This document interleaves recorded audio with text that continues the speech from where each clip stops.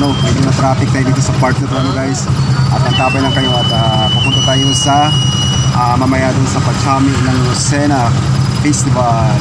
At suotan nga natin ang ating uniform guys. Ayan, kawayan vloggers guys. Ayan, limutin natin to dito guys, ang pasayaan sa Lucena guys.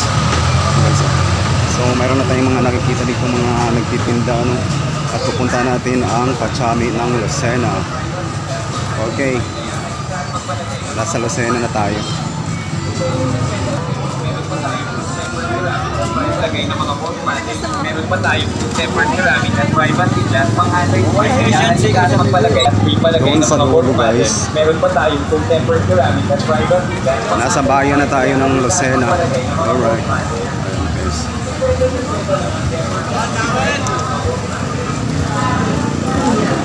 Papunta pa tayo doon guys sa pinakadulo.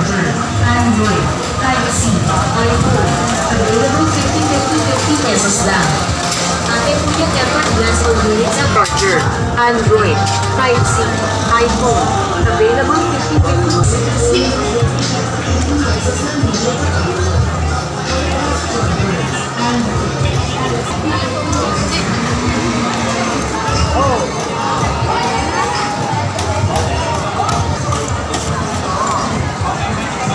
Ayan guys, ang daming tao nun nasa salubong natin kasi nga piyesta na dito sa lungsod ng Lucena or pasayaan sa Lucena.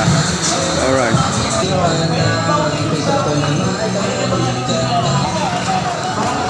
Papapansin natin guys na maraming mga nagtitinda sa tabing kalsada.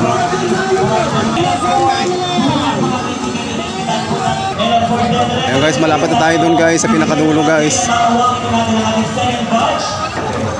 Siyempre, pumunta lang kayo mga kaibigan na lang yung aalis sa mga nanonood live. Dahil na dito sa ating main stage. Dahil kayo naman mamaya-maya ay kayo naman ang makakatingin ng Johnny Lucena. Kaya abang-abang tayo dyan. Medyo nagbuti ako kayo. So yan na guys, papunta na tayo. Tutumbukin natin yan guys. Malapit na tayo guys. So, nakikita natin kung gaano sa Johnny natin ha. And of course, siyempre maraming salamat sa mga staff natin for public market natin. Maraming salamat. Okay. Ayan na guys. So, nandito tayo. Guys. Hello. Magandang hapon sa inyo. Okay. So dito lahat talaga ginaganap dito guys yung kami sa Okay. May mga nag-aaral pa? Ayan. So, feeling ko bukod sa magaling kang sumayaw, magaling ka din kumain ng chami. Ayan. So, ang dami kang fans dito sa may kaliwa, oh. Ayan. So, kailangan be careful tayo mga kaibigan ha, sa pagkain ng chami ha.